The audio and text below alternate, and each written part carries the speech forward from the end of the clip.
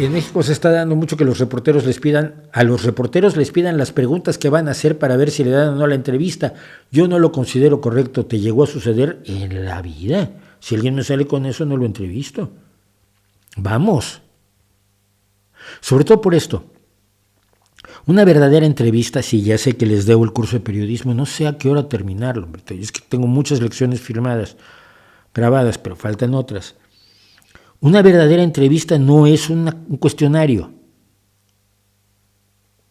Una verdadera entrevista, las respuestas del entrevistado van evocando nuevas preguntas o nuevas intervenciones o nuevas vías que probablemente no se te habían ocurrido cuando diseñaste primero la entrevista, ¿no?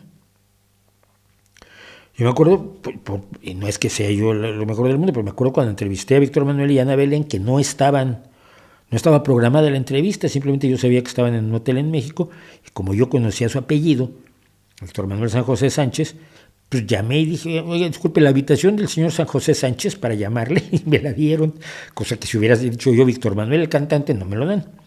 Entonces le llamé, le dije, estoy aquí abajo, ¿podrían ustedes darme 10 minutos? Quiero hablar contigo y con Ana. Me dijo que sí, como no, bajaron al vestíbulo, estuve con él y con Ana, pero de pronto hubo un camino sobre el feminismo y la independencia económica de la mujer que metió a Ana Belén, que no tenía yo planeado, pero que daba para mucho y dio para mucho dentro de la entrevista. Entonces, no es ni siquiera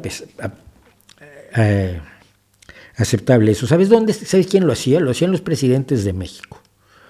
Los presidentes de México seleccionaban cada año a alguien que los entrevistara, un periodista amigo.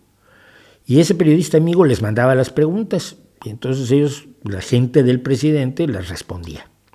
Por escrito todo. Y luego iban a fingir que hacían la entrevista y a tomarse la foto. Y lo que se publicaba eran las respuestas por escrito del equipo de asesores presidenciales a las preguntas que previamente había hecho con todo cariño el periodista. Haz de cuenta los Molécula en México. Entonces, o no sé, aquí en España, Los Santos entrevistando a Ayuso, ¿no?